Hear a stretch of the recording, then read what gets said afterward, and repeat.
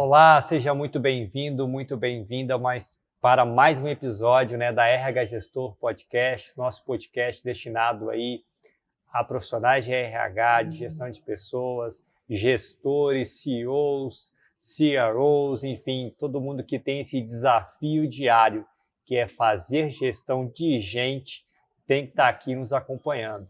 Para você que não me conhece, meu nome é Will Teixeira, sou CRO aqui da RH Gestor.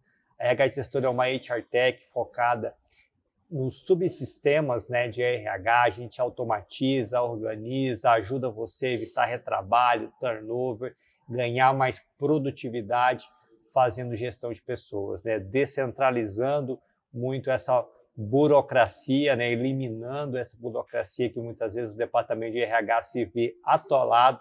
Então essa é a nossa missão, ajudar você, RH, você gestor de pessoas, a ter tempo de qualidade para fazer aquilo que você tem que fazer, que é gestão de gente. E gestão de gente, principalmente para empresas de tecnologia, startups, é o nosso tema de hoje. Nosso convidado, um convidado muito especial, inclusive especial para a história da RH Gestor. Vocês já ouviram falar dele em alguns podcasts, em algumas entrevistas que tanto o César quanto eu já concedemos, que é o Matheus Sesco, diretor executivo, gerente executivo da Evoa, aceleradora que tem como a principal mantenedora o Cicobi, Matheus? Matheus, muito obrigado por ter aceitado o nosso convite.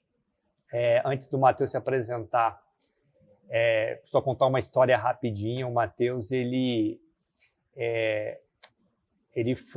era um dos coordenadores do BET de aceleração, quarto BET, se não me engano, que a RH Gestor participou na Evoa. A Evoa é uma aceleradora, a gente vai falar um pouquinho sobre ela, bastante até sobre ela. E eu lembro muito, o Matheus ficou muito na nossa história, porque quando a gente fez o nosso primeiro BET, a nossa primeira submissão, à aceleração, a gente foi reprovado. O Matheus reprovou a gente. E o feedback do Matheus foi muito assim, falou, olha, legal, vocês são bacanas, o produto é interessante, era um outro produto que até que a gente tinha, mas está faltando foco para vocês. Não sei se o Matheus se lembra disso. Falou, cara, está faltando foco e isso não é legal, a gente não quer para empreendedor assim. E isso foi um grande susto para a gente. E, Matheus, de lá até cá, a gente resolveu ter a humildade para ouvir o teu feedback, e tudo que você está vendo aqui hoje só é possível por conta desse feedback. Então, para começar, primeiro eu queria te agradecer mesmo pela tua participação aí na história do RH Gestor, e conta para a gente um pouquinho quem é você e como é que você veio parar aí na aceleradora, na Evoa. Obrigado, Will. É um prazer estar aqui hoje. Eu até estava olhando essa estrutura aqui, 70 colaboradores, 70 famílias, que estão sendo impactadas diretamente por uma decisão difícil lá atrás. Quando a gente tem duas opções, uma boa e uma ruim, é uma decisão fácil. A decisão já está decidida. Agora, quando você tem 2, 3, 4, 5 projetos bons e precisa decidir qual deles você vai gastar a sua energia, qual deles você vai se dedicar a crescer, essas são as decisões mais delicadas, e essa humildade que você falou de decidir em continuar, em investir o seu tempo, não só o seu, como o dos outros sócios, em RH Gestor, e se tornou uma das principais ferramentas hoje de RH que tem apoiado várias grandes e médias empresas Brasil afora. Então, eu fico feliz por ter ouvido, mas também por ter dado certo. A gente erra bastante na aceleração, a gente erra bastante no mundo do empreendedorismo, mas quando acerta com empreendedores fantásticos como você, como o César, não tem erro, vamos dizer assim. Legal. Qualquer coisa que vocês fizerem vai dar certo. Mas contando um pouquinho da minha história, eu sou mineiro também. Cruzeirense, né, Matheus? Cruzeirense. Ah, muito bom. Cruzeirense. Mas eu mudei para São Paulo bem novo, mudei com 11 para 12 anos, estudei lá até o meu terceiro colegial. Durante o terceiro colegial eu fiz o tecnólogo junto, então eu estava de manhã, de tarde e de noite, e esse tecnólogo eu fazia na Federal. Então eu saí já do ensino médio com com uma graduação em administração também. E naquele momento eu falei o seguinte, pô, eu sou muito bom em matemática e muito bom em química, vou fazer engenharia química. Eu gostaria de ter passado na USP, minha família é de professores, sempre dedicou muito ao estudo, mas não passei. E eu tinha passado em economia aqui em Maringá. E eu conversando com meu pai naquela época, ele falou assim, ó, vai, se você não gostar, você volta. E acabei me apaixonando logo de cara por economia e estou aqui. Para chegar na Evoa em si, eu não tenho referência nenhuma empreendedora na minha família, mas eu sempre quis fazer diferente, eu sempre fui meio que a ovelha negra. Não queria ser professora, apesar de eu ter alguma facilidade, é genética, né, também. Uhum. Mas eu queria empreender. Eu via que a minha família nunca passou necessidade, mas nunca teve um incentivo de fazer o diferente. E eu tava com esse ânimo, tava com esse ímpeto. E no meu segundo ano da faculdade, eu conheci um professor, um dos meus grandes mentores, que me indicou para essa vaga. Eu fui o 01, o primeiro colaborador contratado, era um grupo de grandes empresários aqui da região que tinha uma missão de mudar a matriz econômica de Maringá, que é muito focada no agronegócio, para produtos de alto valor agregado. Produtos de tecnologia, produtos que você pode vender para o mundo inteiro, mas a renda, as pessoas, naquele momento, né, a gente tinha essas hipóteses, ficavam aqui na região. E a gente mantinha uma região tão boa como é, né, por muitos, muitos anos. Eu aceitei o desafio e isso foi em 2016. De 2016 até agora, a gente já teve 2 projetos desses fracassados e em 2017 nós fizemos a Evoa, a primeira aceleradora de startups sem fins lucrativos, que era com essa premissa de gente, que é o que a gente vai tratar aqui hoje. Como que o Silicon Valley virou Silicon Valley? Lá eles têm os melhores indianos, os melhores americanos, os melhores alemãos, os melhores brasileiros, e essa densidade de gente boa fez com que aflorescesse muitas boas ideias, muitas boas startups, projetos legais mesmo. E a cidade, né, a região ali se fortaleceu muito e hoje é conhecida mundialmente. E daí a nossa premissa era, por que não centralizar um monte de gente boa aqui? Né? Ajudar essas pessoas a ficarem aqui. Né? Só que esse é um desafio à parte, né? Porque gestão de gente já é difícil.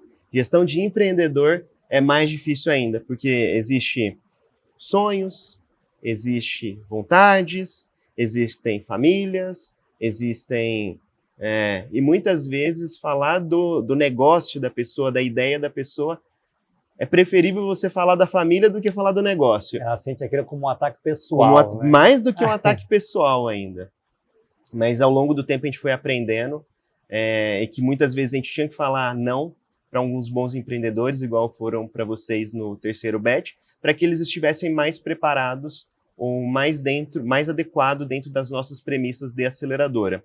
Hoje nós já fizemos 11 programas desse de aceleração, são 107 startups aceleradas que conseguiram concluir o nosso programa, e dessas 107 nós temos aproximadamente 79% vivas, o que é uma taxa de sucesso altíssima quando a gente fala em termos de inovação. Perfeito, muito legal, Matheus.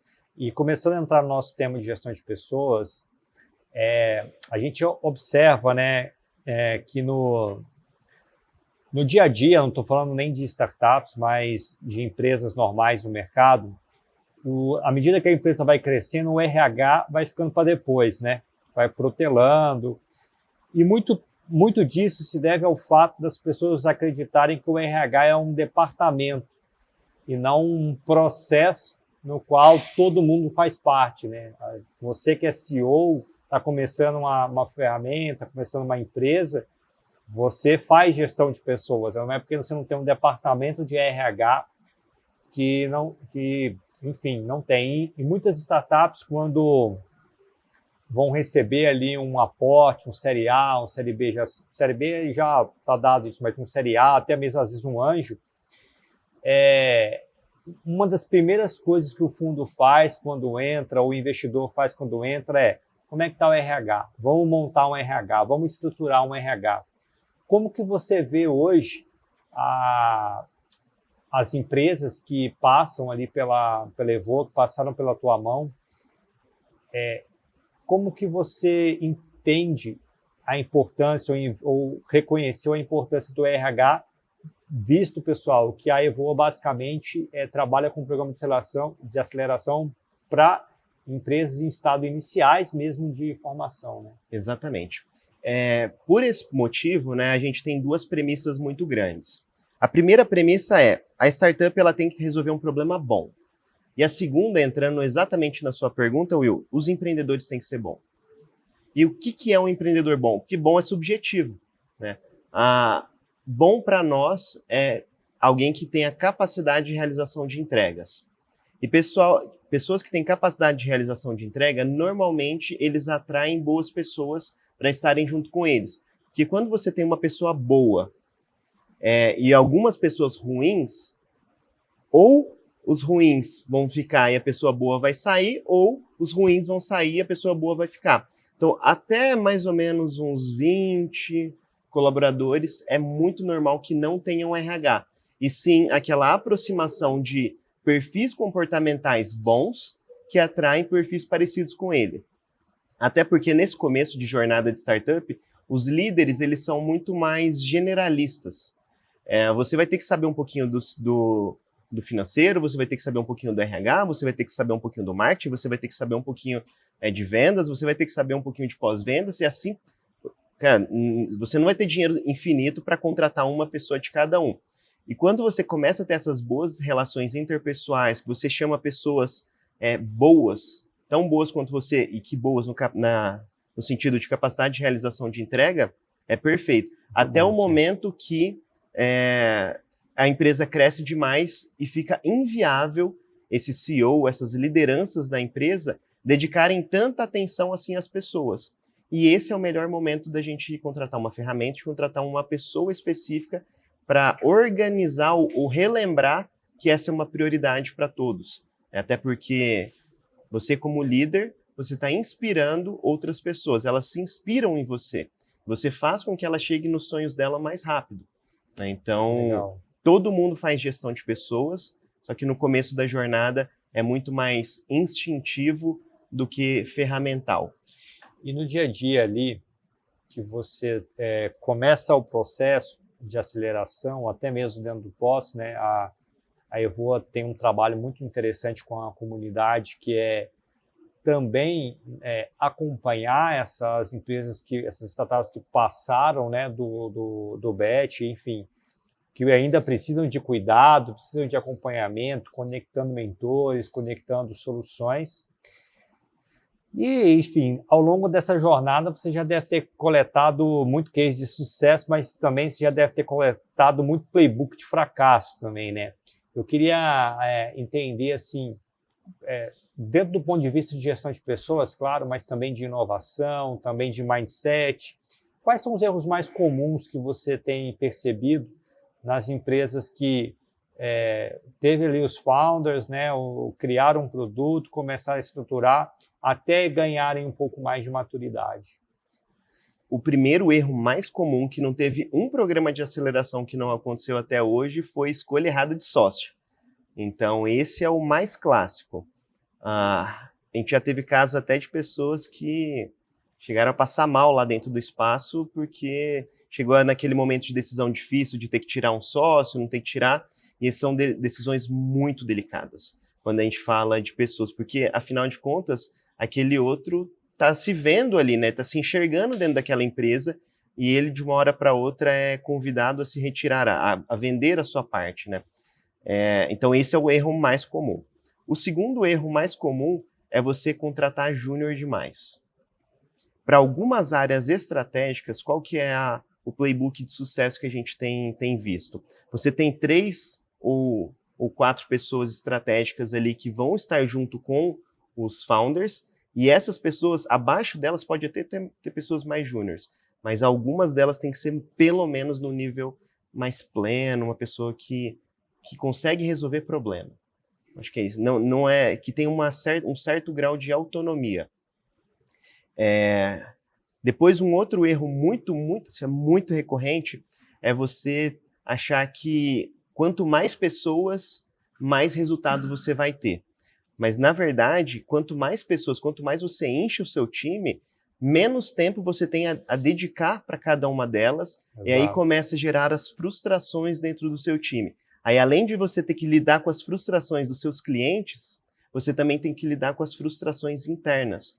Então, esse é um caso muito, muito, muito clássico. Você capta um dinheiro, incha o seu time, tá, beleza, agora todo mundo vai saber, mas na verdade você esqueceu que tinha que fazer o onboarding, tinha que treinar, essa pessoa também tem experiências de vida diferentes, tem vivências completamente diferentes, tem gostos e sonhos diferentes, e você tem que dedicar alguns minutos para fazer um one-on-one, você tem que dedicar alguns minutos para fazer reunião de sprint, você tem que dedicar alguns minutos para sair para um happy hour para você se conectar verdadeiramente com essa pessoa. Então, esse é um erro, um dos mais clássicos. Então, esses três: escolher errado o seu sócio, você achar que inchar o seu time você vai resolver os seus problemas de entrega, mas na verdade vai criar um outro problema de gestão de pessoas desafiador. E o terceiro... Nós falamos do sócio, né, de inchar o time, e dessa relação também, né, da própria contratação que você tem que fazer também, da maturidade, da juniorização, né? Não dá para você cercar só de gente júnior, né? Que a juniorização, ela que foi o segundo ponto que você trouxe, ela é um problema realmente, e eu corroboro com as três pontos aqui, que foram, tirando a parte do sócio aqui, a gente também cometeu o erro de inchar time sem acompanhar um indicador que eu acho que é essencial, e muitas startups acabam negligenciando esse indicador, que é a receita por colaborador. É muito difícil você crescer o time mantendo a eficiência operacional, mas você também precisa de acompanhar isso para poder saber se isso não está caindo demais, né? Então, essa é a parte assim, do inchaço, né, desproporcional, isso faz sentido. E a questão da juniorização, cara, assim, eu entendo, a gente passou por esse problema também, a gente não tinha, às vezes, dinheiro para trazer gente muito sênior, eu precisava, né, de pessoas ali para o meu back-office, mas eu tinha uma expertise de execução no que eu estava fazendo. Então, eu era o cara sênior que estava fazendo isso, fui formando algumas pessoas, mas mesmo assim, exatamente isso que você falou, chegou um ponto que não dava mais, eu precisava de ter essa mescla ali. E aí já conectando isso também, porque o que acontece muito que eu vejo, Matheus, do outro lado da cadeira, né, do outro lado da mesa, a pessoa que quer trabalhar numa startup, né? A gente falou isso aqui um pouquinho antes de gravar, que as organizações que trabalham com as startups muitas vezes sofrem um preconceito por achar que startup é oba-oba, né? Ou que é realmente uma molecada que está lá... Estão brincando de fazer empresa, que estão tentando as coisas. E isso acaba afastando, muitas vezes, profissionais mais sêniores para poder vir trabalhar no mercado que tem um ambiente de incerteza muito grande, de fato, né? Como que você vê esse movimento? Como que uma startup ela pode atrair talentos mais plenos, mais sêniores, já no início de carreira, quando ela ainda não tem uma marca bem definida, ou um branding, né, já mais... uma marca empregadora já mais robusta? A principal ferramenta para você atrair bons colaboradores é o ambiente onde você está. Então, se você está cercado de pessoas ruins, é inevitável que você vai ter mais pessoas ruins. Então, a minha principal recomendação entra num Cubo em São Paulo, se você estiver em São Paulo, entra numa Evoa, se você está aqui em Maringá, entra numa associação comercial. Então, é muito importante que você, enquanto pessoa, seja uma pessoa inspiradora. Então, não só o seu negócio, mas o líder, ele tem que ser inspirador para fazer com que outras pessoas comprem o seu negócio. A primeira venda que a gente fala que uma startup faz é para o seu sócio ou para bons primeiros colaboradores. Então, ser uma pessoa inspiradora é um ponto chave de mudança de atração de bons colaboradores quando você não tem dinheiro para pagar. e quando não tem dinheiro para pagar, é inevitável, uma das ferramentas boas da startup é o equity, né? Então você consegue administrar ali um pouco do capital social da sua empresa, e que muitas outras empresas já fazem isso, né? Até grandes corporações hoje já dividem ou ações, né, se a empresa já fez um IPO, ou grandes corporações dividem também partezinhas ali para retenção de bons colaboradores, para que eles se tornem sócios estratégicos dentro da empresa. Legal. Mas eu colocaria que você tem que estar em um lugar de gente boa. E do ponto de vista de quem está lá, né, quem está trabalhando numa empresa tradicional, o que você acha que uma startup ela pode entregar de valor para esse profissional?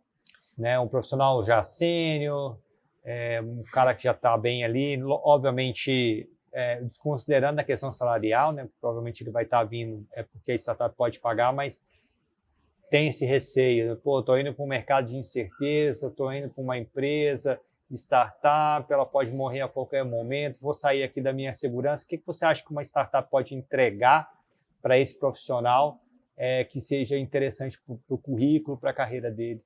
A verdade é que startup ela está bem difamada, assim, essa terminologia, né? Então todo mundo acha que é isso, né? O pessoal brincando de fazer empresa, só não tem dress code, você pode ir do jeito que você quiser, não tem horário para trabalhar, não tem ponto para bater, pode levar o cachorro no ambiente de trabalho. Mas na verdade não é isso. A startup é um grupo de empreendedores estou falando das startups que deram certo, claro, que já trilharam um caminho no mundo corporativo, identificaram alguns gaps e estão tentando resolver ele de uma maneira mais rápida, mais inovadora, pensando de uma forma diferente, com um novo viés, e que isso ganha velocidade. Então, uma grande corporação, a gente estava falando disso anteriormente, né, que quanto mais você incha o seu quadro de pessoas, se você começa a departamentalizar a sua empresa, é inevitável que você vai ser mais ineficiente por pessoa. A sua receita por colaborador ela vai cair. É muito provável que isso aconteça, né? Na maioria dos casos. Mas nas startups existe um caso um pouco diferente. Você começa a ter um descolamento, porque, como a gente fala de receitas escaláveis, né, você acaba crescendo muito mais a sua receita do que os seus custos operacionais, os fixos e variáveis. Então, esse descolamento para um profissional que está na outra ponta, isso é muito interessante. É muito interessante você se desafiar a pensar com outro viés, é você ver como que é trabalhar com essa agilidade, é você ser um profissional ambidestro. Dentro de uma grande corporação, você está fazendo aquilo ali, cara, você tem tudo na mão. Você tem um orçamento, você tem um marketing, se você quiser fazer. Agora, quando você tem que botar a mão na massa mesmo e pensar em ser um intraempreendedor ali dentro, é onde a gente separa, vamos colocar, os homens dos meninos. Aí você vai ver se o cara ele é um ótimo colaborador de grande corporação ou se ele é um intraempreendedor. Legal. E eu acho que esse é o caminho, muitas vezes, que eu percebo de pessoas que chegam a empreender nas startups, né? Geralmente, e aí, pessoal, uma questão muito interessante para todo mundo, né? A gente, às vezes, eu também tinha esse preconceito de achar que startupeiro era aquele cara que nunca tinha trabalhado na vida, que tinha uma condição econômica boa para poder montar uma empresa, né, ali, e o pai banca e vai lá, né? Quando eu fui participar dos bets e comecei a trabalhar no ecossistema, eu vi que tinha muita gente ali que trabalhou por muito tempo como executivo ou que estava em alguma cadeira executiva, né, como colaborador ou como analista, enfim, mas que identificou uma grande dor de mercado, no qual a empresa que ele estava não queria solucionar ou não se atentava para isso, e aquela convicção era tão grande que ele resolveu sair e montar a sua própria empresa para poder resolver. Então, assim, essa é a realidade que eu vejo hoje do dia a dia. A realidade do herdeiro que está montando uma empresa para poder se divertir, ver o que dá. Não vou dizer que não tenha, não, mas deve ser, sei lá, 1% dentro do que a gente vê tudo no mercado. E aí, Matheus, tem muita questão da cultura, que muito do que você disse até aqui tem a ver com a cultura do negócio, né? Do como os colaboradores sentem aquilo, se engajam naquilo.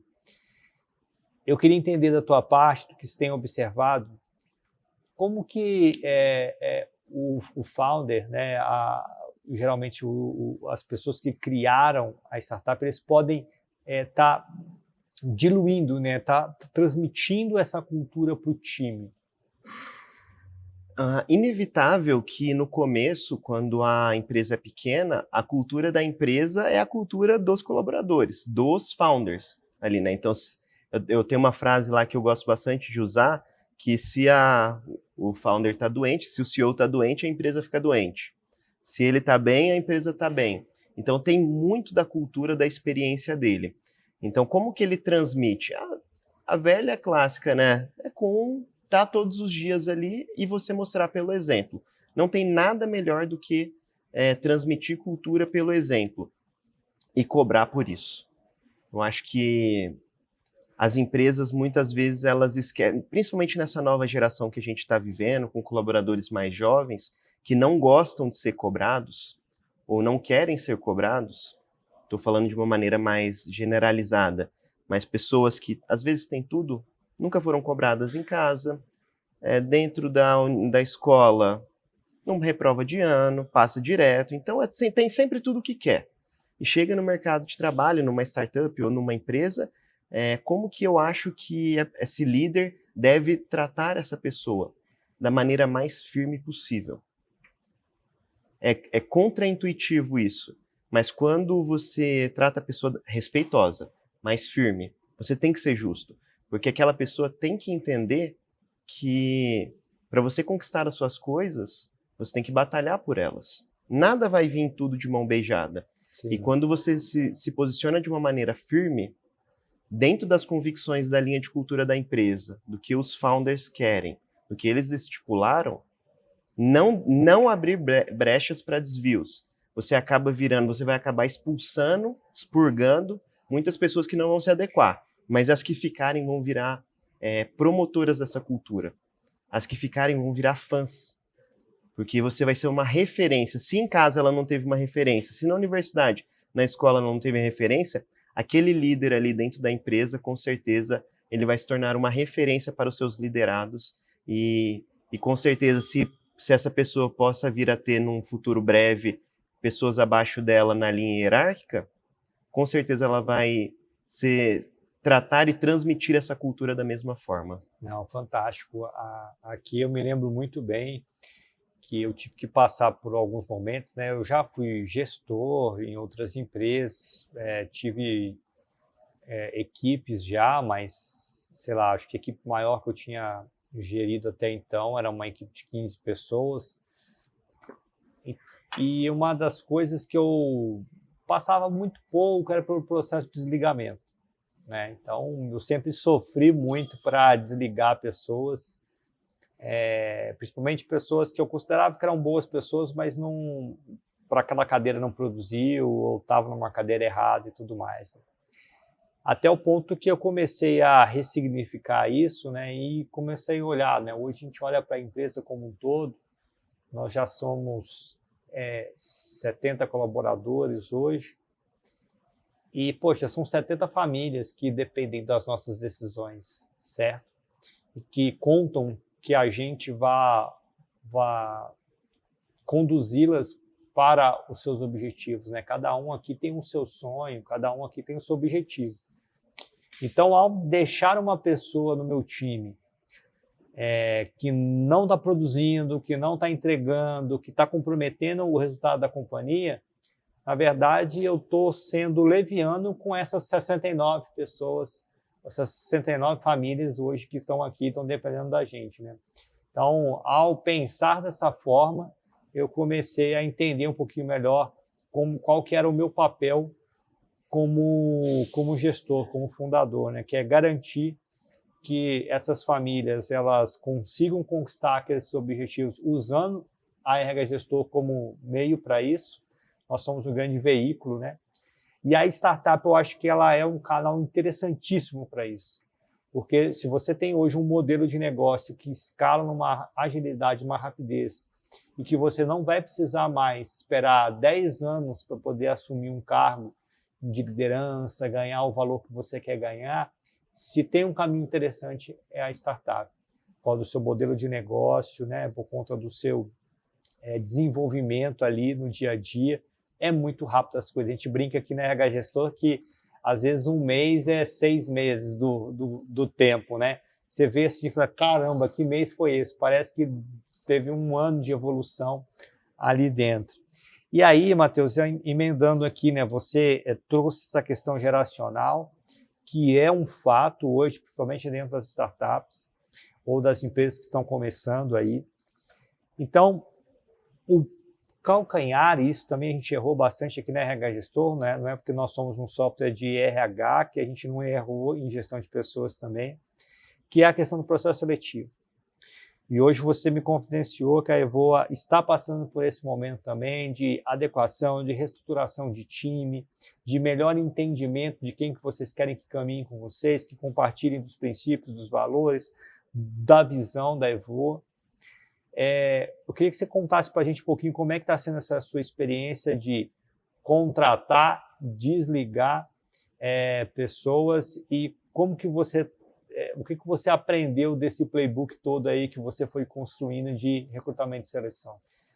Bom, Will, na parte de demissão, eu tive que fazer muitas demissões muito novo também. Então eu absorvia demais aquilo. Nossa, e postergava, e ouvia algumas pessoas falando, desliga, não vai dar, e eu, não, eu vou com aquela energia toda, aquele ímpeto de pessoa mais nova, eu já não, vou continuar, vou fazer dar certo. Hoje, graças a muitos desligamentos depois e muitas sessões de terapia, eu consegui me readequar e também ressignificar. Esse processo de demissão, para minha parte, eu entendi qual que era o meu maior problema. Quando as pessoas são líderes muito jovens, ou líderes não só de idade, mas jovens de pouco tempo em cargos de liderança, quando você tem o seu time ali, você entende que essas pessoas elas se relacionam entre si. Normalmente, quando você cresce, as lideranças elas acabam ficando mais isoladas. São cargos solitários. E quando você olha, você precisa fazer um desligamento de um colaborador que tem toda uma intimidade com o seu time, você fica dependente ou criando situações na sua cabeça que, se eu tirar essa pessoa, o resto do time inteiro vai virar as costas para mim. Como que eu vou conseguir lidar com isso? Então, quando eu entendi que, na verdade, não é isso. Eu preciso mostrar que aonde a empresa quer ir, não é o Matheus, não é o Will que está tirando ali, é a empresa, e não é porque ele não deu certo aqui que ele não vai dar certo em outra empresa. Então, o processo de desligamento, para mim, eu ressignifiquei dessa forma. Não é o Matheus, não é para o lado pessoal, é a empresa e a estratégia da empresa. Falando um pouco sobre o caso nosso que a gente está acontecendo esse ano, né, desde o começo do ano, nós mais do que dobramos o nosso quadro, só que fizemos muitos desligamentos e readmissões e novas admissões. Hoje eu te falo com certeza absoluta que é melhor a gente ter menos pessoas um pouco mais pleno sênior do que você ter muitos júniors. Principalmente pela questão de imagem e de credibilidade e entrega de resultado. Quando você trabalha com gente que você pode confiar que ela vai te entregar, é outra coisa. Se quem está nos ouvindo aqui tenta fazer essa experiência, trabalhe em um time de alta performance. Eu duvido que você vai querer trabalhar com um time de baixa performance depois. Quem é bom sabe quem é bom, sabe que a outra pessoa é boa também. Então, o nosso processo de readequação não é porque as pessoas eram ruins, elas eram excepcionais, não para aquele cargo. E elas transmitiam uma imagem que, a partir de agora, a Evoa está querendo mudar esse posicionamento. Eram pessoas mais alegres, mais brincalhonas, e hoje nós estamos tratando de inovação corporativa com empresas que faturam mais de 1 bilhão. Então, não tem como você chegar no escritório e tá todo mundo brincando. Não é essa imagem que os nossos clientes hoje querem ver sobre a Evoa. E não é o que nós também queremos mostrar para o nosso cliente. Inovação é legal pra caramba, mas não é brincadeira. Ninguém está brincando ali de fazer empresa, é coisa séria. Olha o que o mercado está acontecendo com o Nubank, com o RH Gestor, revolucionando o mercado aqui, fazendo grandes players terem que fazer aquisições de outras startups.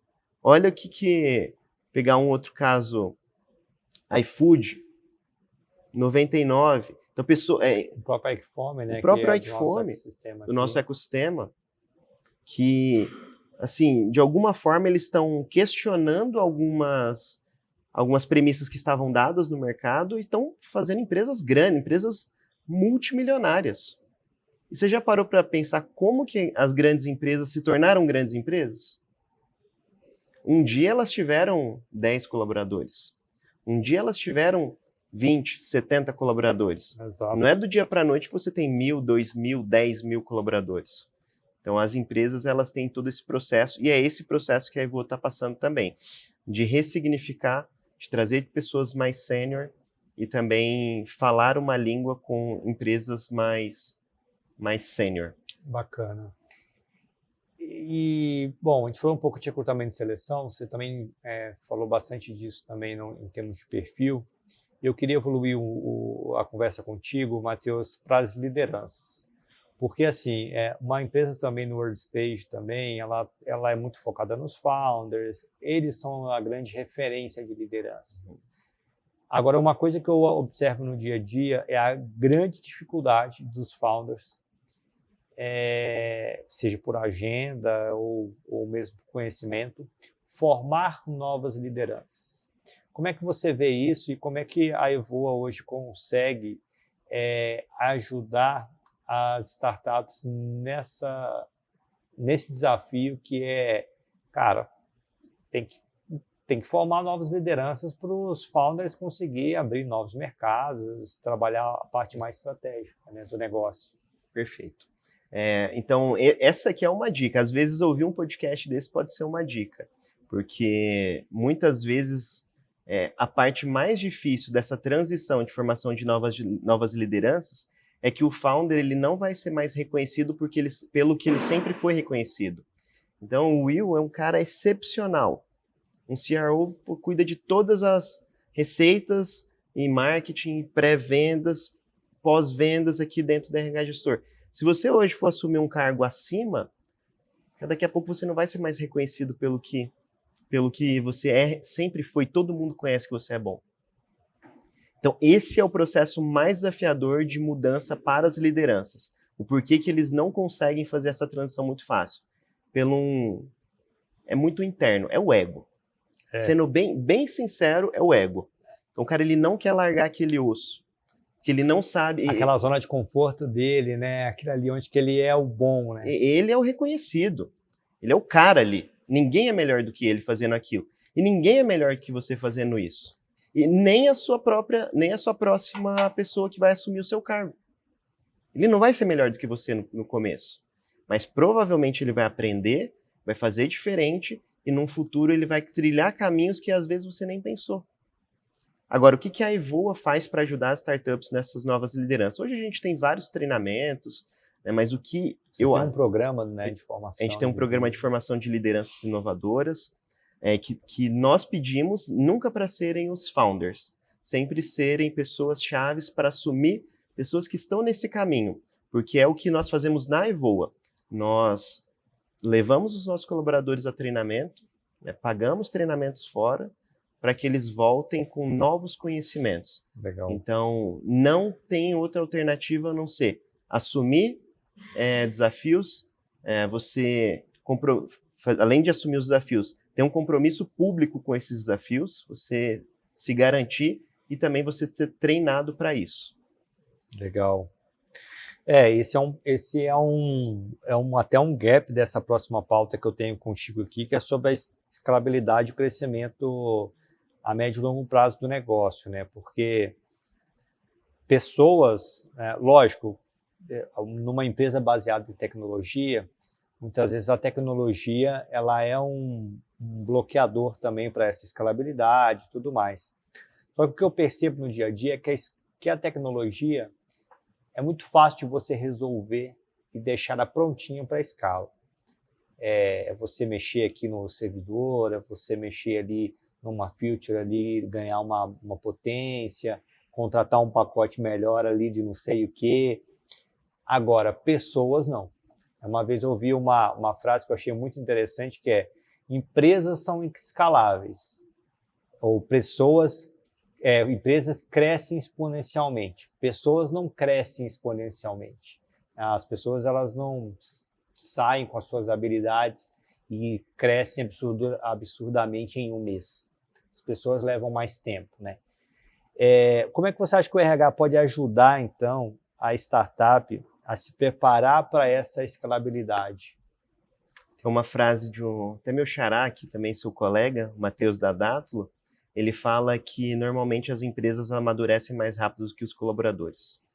E, parafraseando ele falou, ó, tem que renovar. Renova.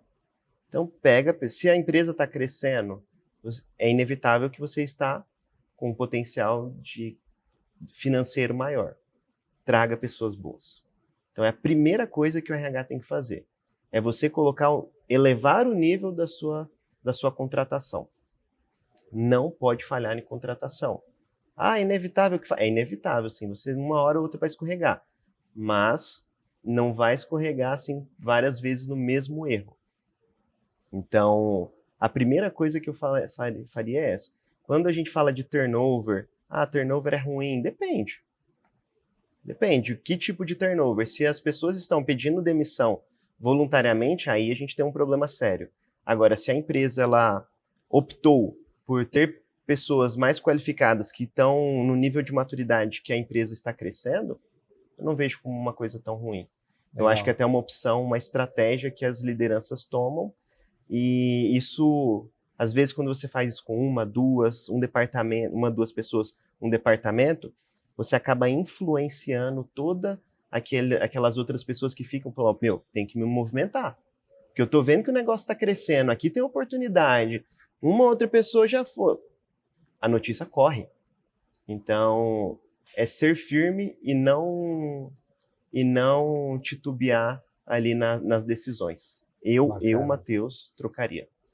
Legal, não, muito bom. Inclusive, às vezes, né, às vezes a cadeira realmente fica maior que a pessoa, né? Então, de repente, a empresa cresce, a pessoa é boa, ela foi com você até aquele momento. E eu falo isso que, assim, a gente como founder sente muito isso, né? Porque a gente olha para a pessoa, essa pessoa estava com a gente desde a fundação, aqui, o que aconteceu, né? Como que eu vou ter que substituir essa pessoa agora? Mas às vezes a gente realmente sente isso, né? A cadeira acabou ficando maior que ela. E tem o contrário também, tem muitas vezes que a pessoa fica maior que a cadeira dela, você fala, cara, não posso deixar essa pessoa nesse cargo, porque ela vai sair da nossa empresa, ela já está preparada para outros desafios, né? Então isso é muito interessante, realmente. E aí você deu um sinal, que é um sinal que eu acho que talvez é o mais óbvio para todo profissional que trabalha em startup, todo gestor, que é o turnover. O turnover começa a pegar, cara, você pode saber que ali que você está tendo um problema de RH. Além do turnover, quais outros sinais que você vê ou você pode trazer para a gente de que a empresa está precisando investir em gestão de pessoas? Não necessariamente num RH, mas investir foco e energia dos founders para gestão, para cuidado com as pessoas que estão trabalhando no time. O turnover é mas antes do turnover é picuinha. Conversa de corredor. Você acha que isso acontece mesmo na pequena... Ixi Maria. Se tiver 3 pessoas, já é um motivo. Então, esse é a principal de todas, assim. Começou a ter picuinha, diz que me diz que aqui tem que ser claro e direto na relação. Eu acho que essa clareza ela é difícil de fazer, esses feedbacks são duros, porém, é primeiro sinal. São conversas difíceis, né? Que você vai ter que aprender a ter logo no começo. Logo no começo que vão ajudar tanto a empresa, mas principalmente vão ajudar aquelas pessoas que estão ali. Então, diz que é o pior de todos. Agora, turnover, quando é o turnover igual eu disse, as pessoas optando por sair dali, aí é um momento, assim, talvez Crítico, né? crítico. Talvez já está no sinal vermelho já, né? Já não está nem no amarelo mais. Agora, um último ponto assim que talvez eu colocaria é quando você demora demais a contratar ou demora demais a demitir. Legal. Então, quando você tem esses indicadores de não estou fazendo a demissão porque eu não estou achando alguém para colocar nesse lugar. Talvez é o melhor momento de você contratar um especialista. Bacana. Porque ninguém é perfeito em tudo. Então, eu colocaria esse terceiro item também para um indício bem interessante. E você acha, Matheus, que as pessoas elas têm essa inovação no sangue, assim,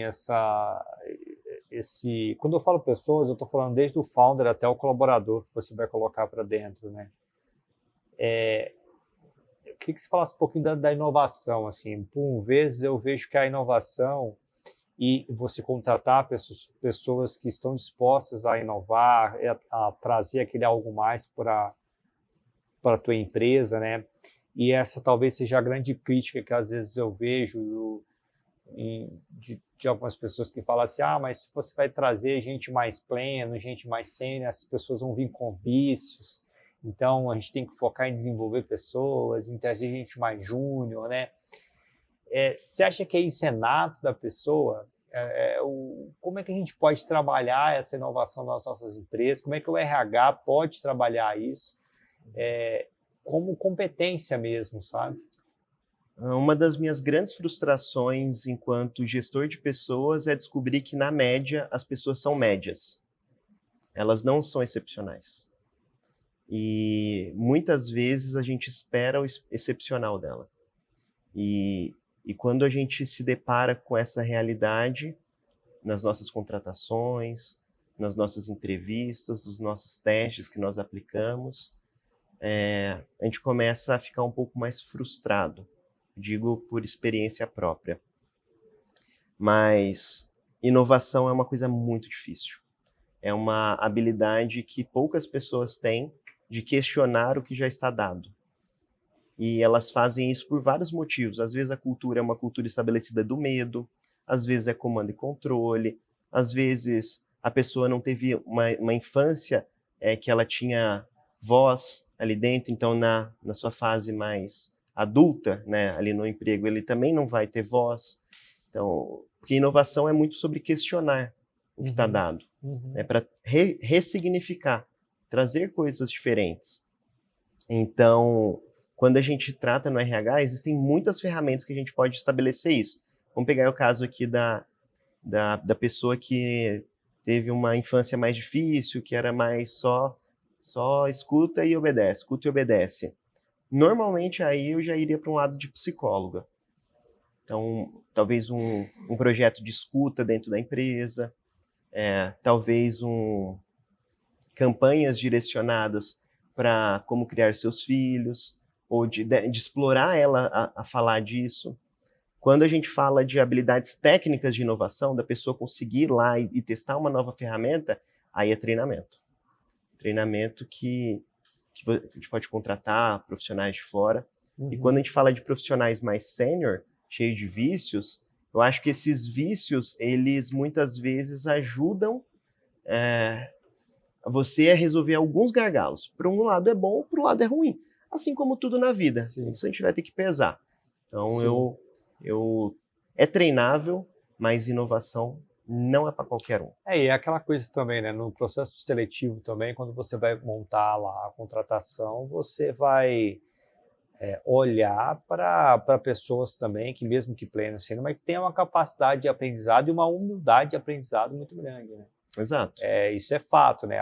Acontece isso, e isso você tem que ser também muito fiel à sua origem, né? Então, assim, já teve casos aqui, por exemplo, de trazer profissionais pleno, que vieram de grandes empresas, multinacionais, né? Porque, pô, né, até a gente passou um caso que eu achei muito engraçado, né?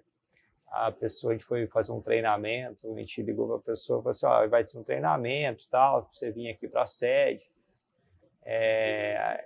ó, tu me passa aí o horário que você vai querer, eu vou te mandar o voo, no nosso caso, o ônibus. A pessoa vai ser, porra, ônibus? Ah, não, eu não vou de ônibus, não, eu vou de avião.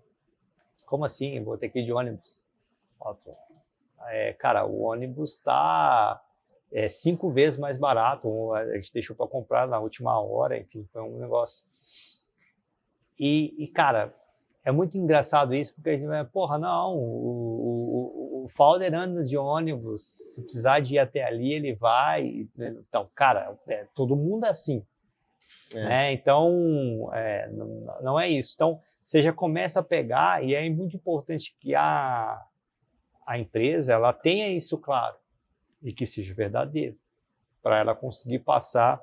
E aí eu acho que vai mitigando um pouco essa questão do cliente. Então, se ela é uma pessoa com capacidade de aprendizagem, uma pessoa humilde o suficiente para poder entender, falar, cara, legal, aqui essa empresa funciona desse jeito, às vezes eu estou ganhando mais, mas eu vou ter menos regalias, né? E tem muita gente que tem isso, né? Muito profissional que tem esse ego, assim, às vezes não é nem a grana, né? Mas numa outra empresa ele viaja de primeira classe, ele tem acesso à área VIP, não sei o quê, e ele vai para uma startup e ele não tem isso.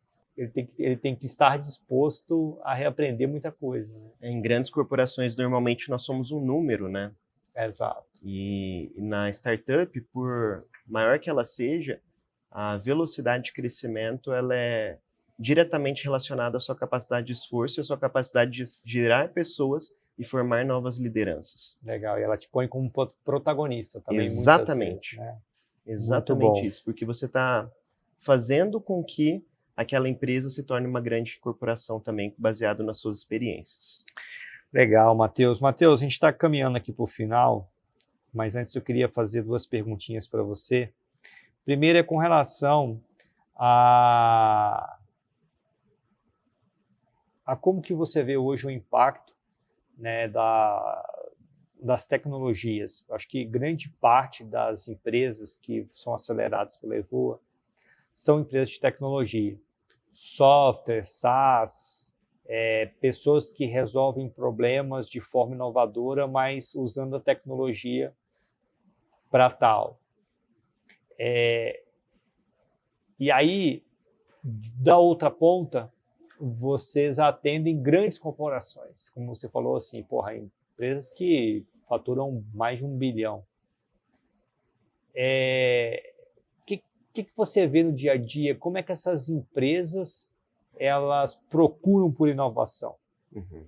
Então, assim, só queria conectar tudo aqui para a gente fazer um resumão, porque a gente está falando de humildade para aprender, a gente está falando de big corporações, a gente está falando de pessoas que provavelmente são muito boas naquela cadeira ou já estão há muito tempo naquelas grandes empresas e, de repente, ela entra em contato com a Evoa para poder ajudar ela a acelerar algum processo de inovação ou fazer um discovery de algum produto. E aí o que você tem para oferecer são ferramentas, né? Quais são as principais similaridades que você vê, tipo assim, as sinergias que você vê entre esses 2 mundos e quais são as principais diferenças assim desses 2 mundos? Bom, as grandes corporações, elas identificaram, até talvez o final do século passado e começo desse século, era entendido que você precisava fazer tudo dentro de casa. E conforme foram passando os anos, identificou as grandes corporações também entenderam que elas não conseguem fazer tudo de ponta a ponta de uma forma perfeita. E aí entram as terceirizações. Começou tudo assim, tá? Terceirizou aqui, terceirizou ali. E hoje a gente está com uma terceirizada que às vezes não é uma empresa tradicional. é uma empresa que olhou para aquela lacuna que a grande corporação deixou e olhou de uma forma inovadora.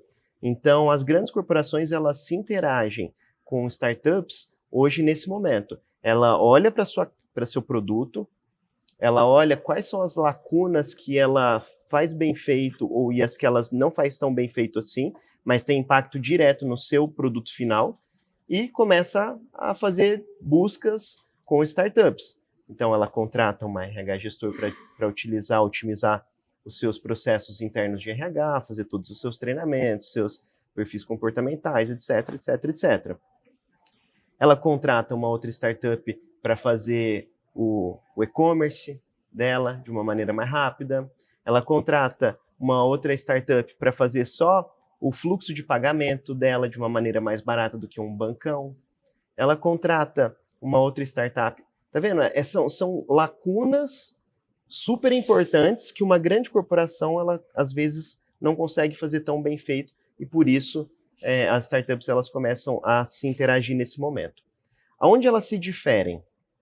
A startup, normalmente, ela tende a ser muito mais veloz. E a grande corporação, ela tem um tempo de contratação, ela tem um tempo de amadurecimento, ela tem uma hierarquia toda a obedecer.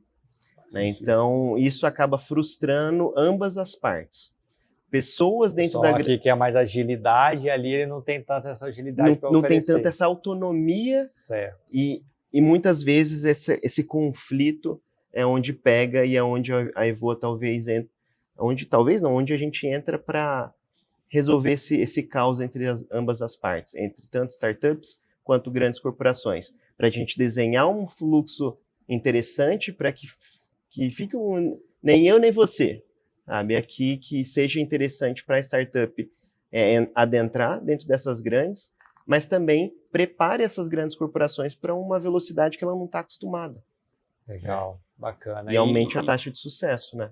E dentro desse contexto todo que você citou, quais são os próximos passos aí que você vê para a Evoa? Quais são o que está no planejamento de vocês aí para os próximos anos? Uhum.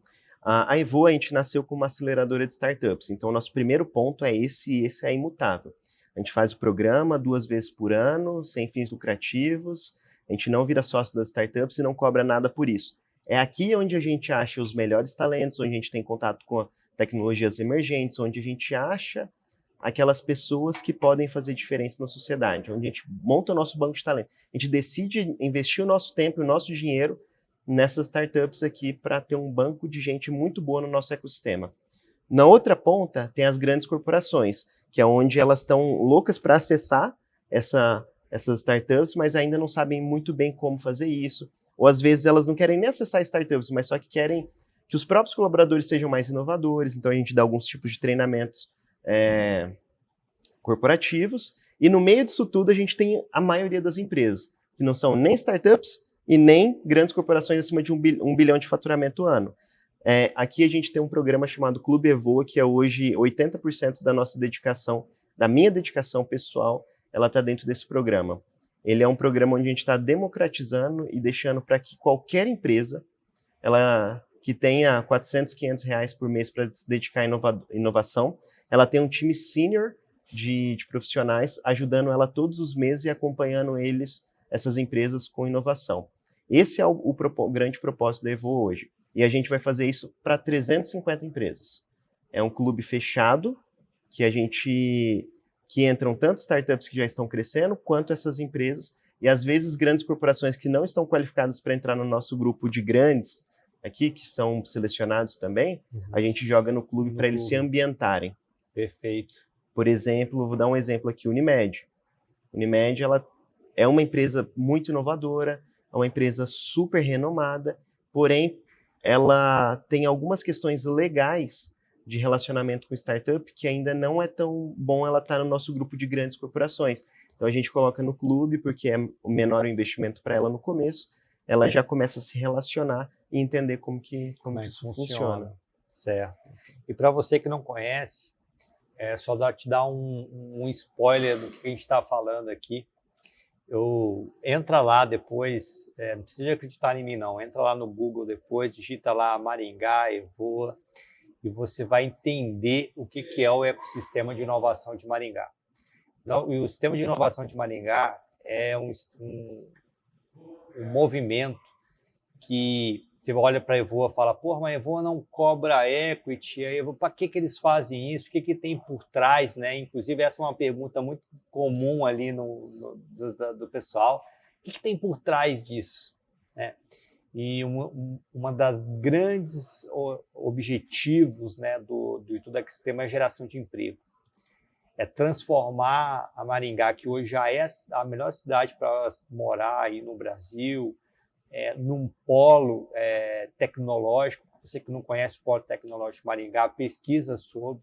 Aqui tem empresas, assim, vai ser aí um novo Vale do Silício brasileiro, com certeza, e é muito fruto do trabalho aí da Evoa, que tem focado na base, né, em pegar a startup e transformar ela numa geradora de emprego, movimentar o mercado, atrair novos talentos bons para poder vir trabalhar nesse ecossistema. Então, assim, Matheus, da nossa parte, eu só tenho a te agradecer. É um orgulho muito grande da RH Gestor poder falar. Nós carregamos a marca da Evoa nas nossas apresentações, nos nossos vídeos. Sempre tem lá uma empresa apoiada pela Evoa. Isso não é uma questão só de marketing, é uma questão de reciprocidade mesmo, de reconhecimento. Muita gente fala, o que é esse negócio de Evoa aqui? Isso aqui é a nossa história, a gente passou pela Evoa. E existe uma RH Gestor antes e existe uma RH Gestor depois da Evoa, né? Então, muito obrigado. Aí, para a gente poder se despedir da audiência, queria que você deixasse aí um último recado para os gestores de RH e os demais gestores que estão nos assistindo, de hoje, para vocês que trabalham com inovação, trabalham com startups, quais são as principais dores de vocês? O que você acha? Como é que você acha que quem está nos assistindo pode contribuir em termos de gestão de pessoas para vocês? E por que vale a pena hoje empreender com startups aí no Brasil e no mundo? Bom, é um prazer maior meu ainda ouvir as suas palavras, Will, porque isso só reflete que o que a gente está fazendo está dando bons frutos. Então, estar aqui hoje falando para uma audiência que está ouvindo o nosso RH Gestor podcast e vendo um empresário que já era um grande empresário antes, um executivo antes, e que hoje tem uma grande corporação que atende grandes empresas no Brasil inteiro, que impacta não só os 70 colaboradores que aqui trabalham, mas com certeza a vida de todos os seus clientes de uma maneira mais fácil, é um baita orgulho para nós.